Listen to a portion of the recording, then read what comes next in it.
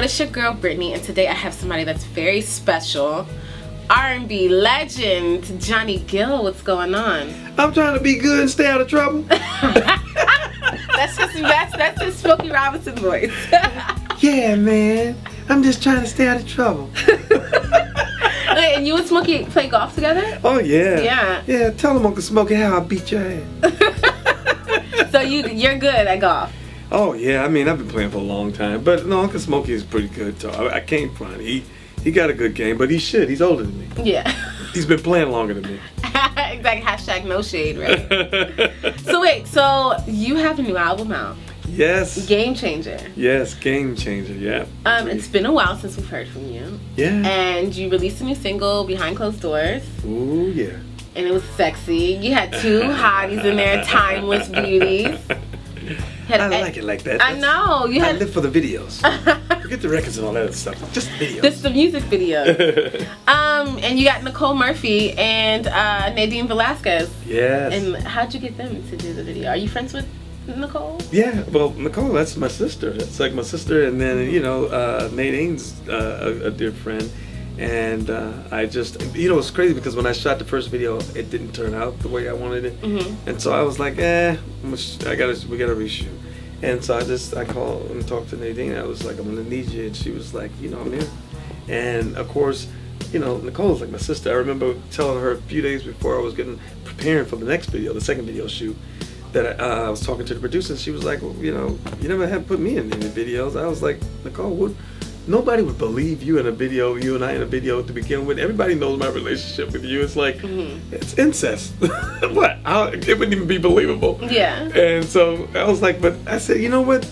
I said, let me talk to the director. And I told the director, I said, hey, my sister wanted to be in the video, but I'm like, what would you do with her? Because it's like, I don't want her in the video and you just making a cameo appearance, and it has to flow with the story. Right. So he was like, but it would be great to have her in it. And so I hung up from him, and then I called him back like 30 minutes later and said, I got it. And he goes, what? I said, okay, Nadine and we're gonna be in our hot, heavy steam, you know, steamy scene in the bedroom. So I said, well, how about Nicole pulls up and she almost catches us and we both panic.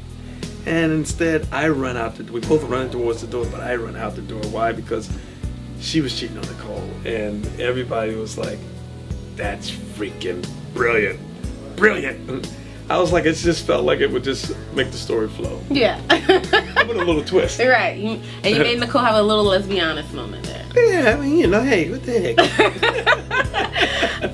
Okay, so you've had a really long career in the music industry. What is one thing that's like you would change different, like if you had a chance to do it over again? Or that you didn't get a chance to do that you wanted to do? Looking at the way I handle and deal with my life and my business, having a new record out now on my own label, and being able to be in control over my music and over my career.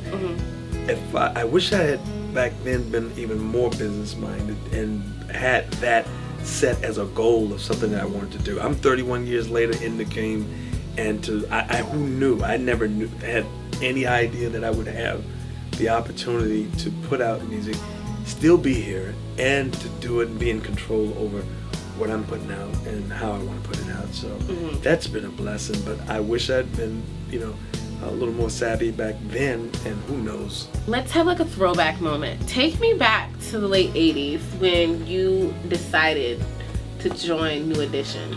First of all, who you calling old? Throwback Thursday could be like last week. Oh, okay. Was that around the 80s? I think it was. Okay, yeah, that was. Okay. Let's go. You sure you remember? You remember? I'm not young. I don't know that much about back in the 80s. Wow. Well, man, fun times. The 80s had to be probably one of the best eras of the industry for music, and I was fortunate enough to be a part of it. Coming up, and I had put out my first couple of records that they shipped platinum, came back wood. But I mean, who's counting anyway? But it was a learning experience, and then to finally have some level of success with myself and Stacey Lattisaw was like was the real starting point for my career.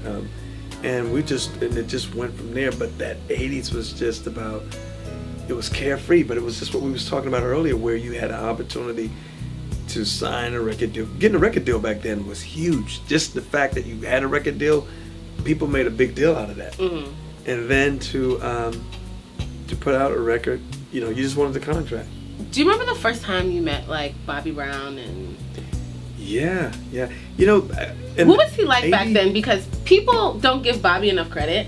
His solo album went like 8 times platinum when he left New Edition. Yeah. And people really like, everybody gets caught up in like the things that were happening in the 90s, in the early 2000s. But Bobby moved units back in the day. Yeah. And he was like, you know, the girls loved him. Oh, Bobby was the rebel. I mean, he was like he was the man. And I think back then, Bobby was just doing Bobby. Bobby always, out of everybody, I mean, obviously you still see it to this day. He needs the attention. He wants the attention. He needs to be out front. It's like he walks in the door. It's like, hello, I'm here. You know, that's just been Bobby. So it wasn't like it was pretentious. This was just who Bobby really is, and has always been. You know, so, but he had that was just, you know, the timing. Something that he had a desire to do. He wanted to, even when they was having issues with in the group, it was because Bobby was trying to be his own individual person, right? Not trying to move as a group member. So that's why and where the heads started, you know, where they started clashing. Yeah. Well, the thing about New Edition was that everybody in New Edition had so much talent that they really did all deserve their own spotlight. Yeah. With Ralph, you, Bobby, and then Mike and BBD. Yeah. And everybody did. Everybody had a great career. Because, you know, like most of the time, a lot of groups don't, like, everybody's not that fortunate, right? Yeah. So it's always like 2 people that are up front, and then everybody else is kind of in the back, and they have great careers and they go on. But everybody in New Edition had a great career. We are probably one of the most unique groups that out there, and I think even for our generation,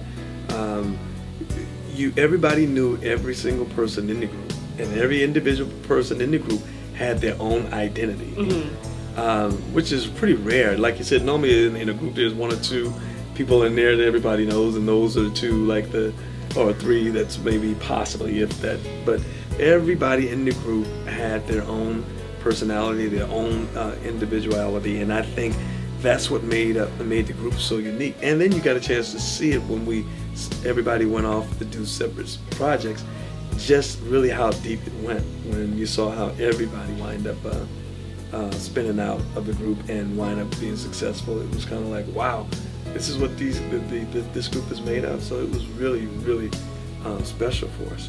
But then you also went back into a group later on in your career with Gerald Levert and Keith Sweat, LSG.